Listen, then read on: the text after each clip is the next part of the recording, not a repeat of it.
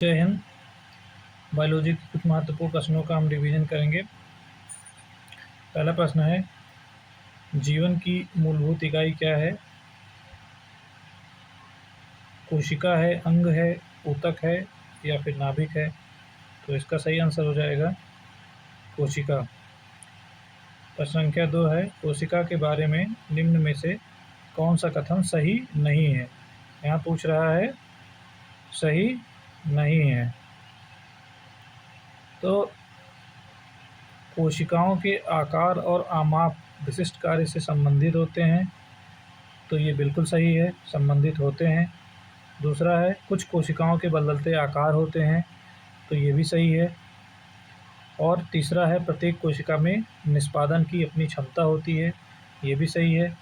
चौथा है, सभी देह के ऊतकों में एक ही प्रकार की कोशिकाएं विद्यमान होती हैं। तो ये डी जो है ये गलत है और यही जो है सही आंसर हो जाएगा, क्योंकि सभी देह ऊतकों में एक ही प्रकार की कोशिकाएं विद्यमान नहीं होती हैं, अलग अलग प्रकार की विद्यमान होती हैं। क्वेश्चन नंबर 3 है, निम्नलिखित में से कौन सा कोशिकांग पादप कोशिका में पाया जाता है किंतु जंतु कोशिका में नहीं पाया जाता है? तो पहला इसमें ए है क्लोरोप्लास्ट, बी है एंडोप्लाज्मिक रेटिकुलम, सी है माइटोकॉन्ड्रिया या डी है राइबोसोम। और ये पूछ क्या रहा है कि कोशिकांग पादप कोशिका में पाया जाता है किंतु जंतु कोशिका में नहीं पाया जाता है। तो इसका जो सही आंसर होगा वो होगा बी क्लोरोप्लास्ट। क्लोरोप्लास्ट जो है वो आपका कोशिकांग पादप कोशिका में पाया जाता है किंतु जंतु कोशिका में नहीं पाया जाता है। क्वेश्चन नंबर 4 है, कोशिका का जीवित अंश जीवद्रव्य कहलाता है। यह किससे बना होता है? केवल कोशिका द्रव्य से, केवल केंद्रक द्रव्य से, कोशिका द्रव्य और केंद्रक द्रव्य दोनों से, और डी ऑप्शन है कोशिका द्रव्य, केंद्रक द्रव्य और अन्य कोशिकांग से। तो ये इसका जो सही आंसर है वो हो जाएगा कोशिका द्रव्य, केंद्रक द्रव्य और अन्य कोशिकांग से मिलकर के कोशिका अंश, जिसको जीवद्रव्य कहते हैं, वो बना होता है। तो सही आंसर हो जाएगा ऑप्शन नंबर डी। आगे देखते हैं क्वेश्चन नंबर 5। क्वेश्चन नंबर 5 क्या कह रहा है, 80% से अधिक कोशिका सेल में पाया जाने वाला पदार्थ क्या है?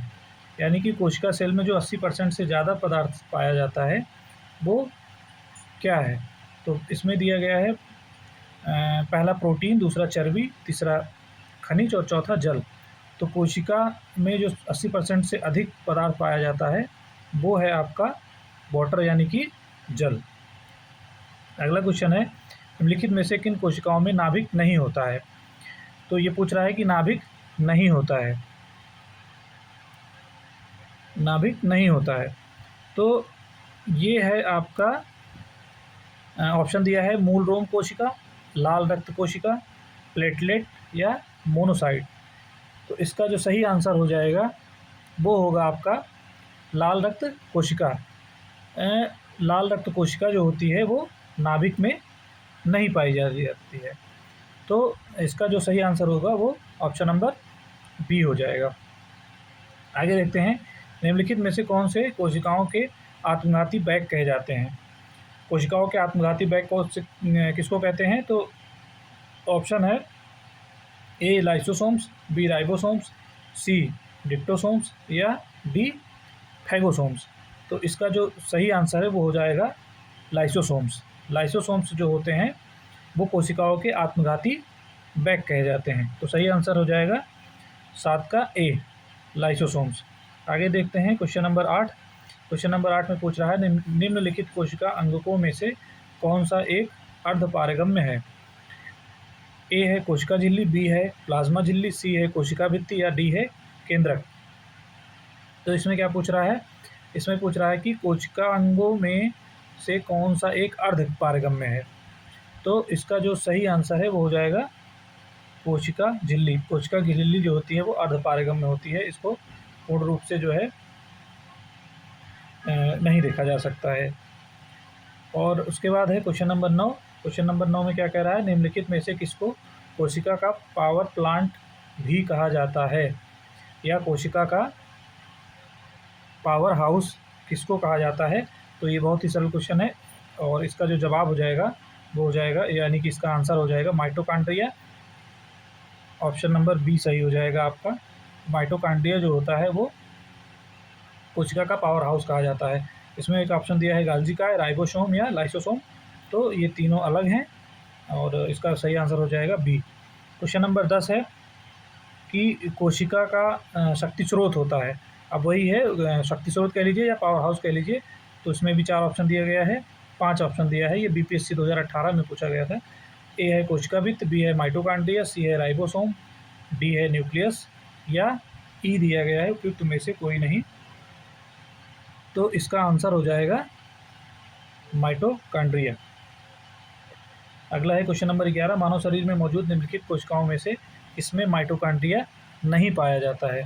तो इसमें आपका जो है वो पूछ रहा है कि नहीं पाया जाता है, तो इसका जो सही आंसर है वो क्या हो जाएगा? इसका ऑप्शन दिया गया है लाल रक्त कोशिका, बी यकृत कोशिका, सी मांसपेशी कोशिका, या डी श्वेत रक्त कोशिका। तो इसका आंसर हो जाएगा लाल रक्त कोशिका, यानी कि मानव शरीर में मौजूद कोशिकाओं में माइटोकॉन्ड्रिया में लाल रक्त कोशिकाएं नहीं पाई जाती हैं। अगला हो जाएगा आपका क्वेश्चन नंबर 12 है, निम्नलिखित में से कोशिका का नियंत्रक केंद्र कौन है? तो कोशिका का नियंत्रक केंद्र कौन है? इसका ऑप्शन है ए केंद्रक, बी प्लाज्मा, सी लाइबोसोम, या डी क्रोमोसोम। तो इसका जो सही आंसर हो जाएगा आपका क्या हो जाएगा? सही आंसर हो जाएगा केंद्रक। कोशिका का नियंत्रक जो होता है वो क्या कौन होता है? केंद्रक होता है।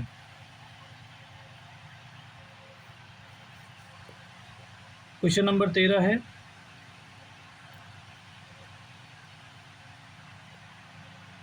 निम्नलिखित की कोशिका सूक्ष्मतम जीवित कोशिका है? बैक्टीरियम की, ब्रेडमोंड की, माइकोप्लाज्मा की, या वायरस की। तो इसमें पूछ रहा है कि कोशिका कौन सी कोशिका जो है सूक्ष्मतम कोशिका है?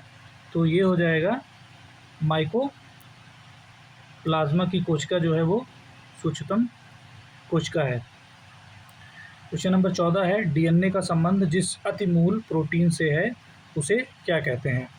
तो ऑप्शन है गैर एल्ब्यूमिन, हिस्टोन, गैर हिस्टोन, या एल्ब्यूमिन से। इसका सही आंसर हो जाएगा 14 का बी, हिस्टोन।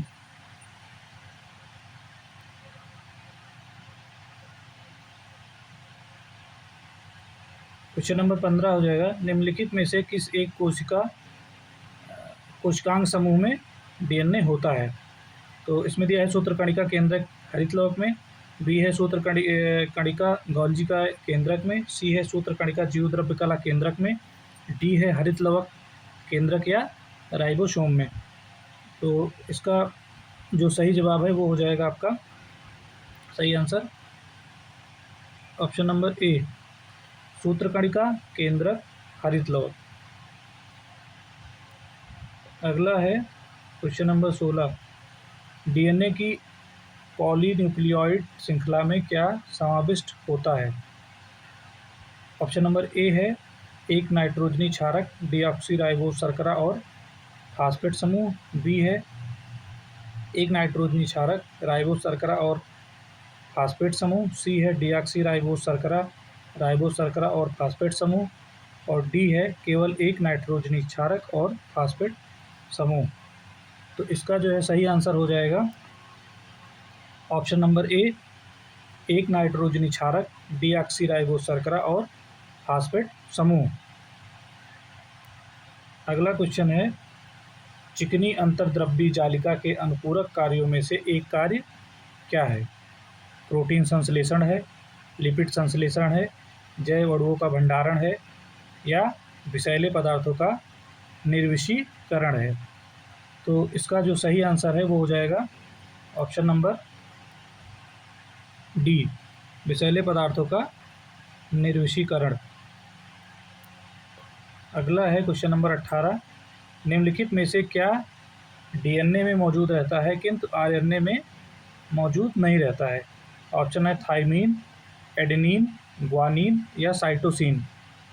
तो इसका जो सही आंसर हो जाएगा वो हो जाएगा थाइमीन। थाइमीन जो है वो डीएनए में रहता है लेकिन आरएनए में मौजूद नहीं रहता है। अगला क्वेश्चन है क्वेश्चन नंबर 19, आरएनए का प्राथमिक कार्य क्या होता है? आरएनए का प्राथमिक कार्य क्या होता है? प्रकाश संश्लेषण, प्रोटीन संश्लेषण, प्रतिकृति बनाना या अनुवाद करना। तो इसका जो सही आंसर है वो हो जाएगा, आरएनए का प्राथमिक कार्य होता है प्रोटीन संश्लेषण का। वो प्रोटीन को जो है संश्लेषित करता है। क्वेश्चन नंबर 20 है, राइबोसोम्स होते हैं। राइबोसोम्स क्या होते हैं? डीएनए होते हैं, आरएनए होते हैं, प्रोटीन्स होते हैं या इनमें से कोई नहीं। तो राइबोसोम्स जो होते हैं वो आपके आरएनए होते हैं, ribose nucleic acid. Question number 21 है, आनुवंशिक यूनिट अर्थात जीन होते हैं केंद्र की झिल्ली में, कोशिका कला में, लाइसोसोम में या गुणसूत्रों में। ये सवाल पूछ रहा है कि आनुवंशिक यूनिट जिसको हम जीन बोलते हैं वो कहाँ पे पाए जाते हैं? तो इसका जो सही आंसर होगा वो होगा ऑप्शन नंबर डी। जीन जो है वो हमारे गुणसूत्रों में ही पाए जाते हैं। क्वेश्चन नंबर 22 है, डीएनए की द्विकुंडलिनी संरचना किसके द्वारा दी गई थी? जैकब तथा मोनोड द्वारा, वाटसन तथा क्रिक द्वारा, एचजी खुराना द्वारा या उपयुक्त में से कोई नहीं। तो 22 का जो सही आंसर है वो हो जाएगा वाटसन तथा क्रिक के द्वारा संरचना की डीएनए की द्विकुंडलिनी संरचना का सिद्धांत दिया गया था। क्वेश्चन नंबर 23 है, सबसे पहले डीएनए को अलग किसने किया था? फ्रेडरिक हॉफ-मिस्चर ने, अल्ब्रेक्ट पोसेल ने, फोबस लेवेने ने या वाटसन और क्रिक ने। तो इसका जो सही आंसर है वो हो जाएगा फ्रेडरिक हॉफ-मिस्चर ने। फ्रेडरिक हॉफ-मिस्चर ने ही डीएनए को अलग करने का सबसे पहले सिद्धांत दिया था। अगला है क्वेश्चन नंबर 24, डीएनए के 2 स्ट्रैंड बंधे होते हैं। जो डीएनए होता है वो किन स्ट्रैंडों से बंधा होता है? तो हाइड्रोजन बॉन्ड द्वारा, सहसंयोजक बॉन्ड द्वारा, स्थिर वैद्युत बल द्वारा या वॉन्डर वॉल बलों द्वारा। तो 24 का जो है वो हो जाएगा हाइड्रोजन बॉन्ड द्वारा ये आपस में बंधे होते हैं। अगला है क्वेश्चन नंबर 25, डीएनए के एक तंतुगच्छ स्ट्रैंड से आरएनए में आनुवंशिक सूचना के प्रतिरूपण की प्रक्रिया क्या कहलाती है? तो स्थानांतरण, अनुलेखन, प्रतिकृतियन, उत्परिवर्तन। इसका सही आंसर होगा वो हो जाएगा आपका अनुलेखन, option number B. Question number 26 है, प्रयोगशाला में सर्वप्रथम डीएनए का संश्लेषण किसने किया था? मिलर ने या खुराना ने या डी ब्रीज ने या कैल्विन ने। तो 26 का जो सही आंसर है वो हो जाएगा आपका खुराना ने। डीएनए का संश्लेषण प्रयोगशाला में सर्वप्रथम खुराना साहब ने किया था। अगला है 27 नंबर क्वेश्चन, डीएनए अंगुली छाप का प्रयोग किसकी पहचान के लिए किया जाता है? माता पिता के लिए या बलात्कारियों की पहचान करने के लिए या चोरों की पहचान करने के लिए या इन सभी के लिए। तो इसका जो सही आंसर हो वो हो जाएगा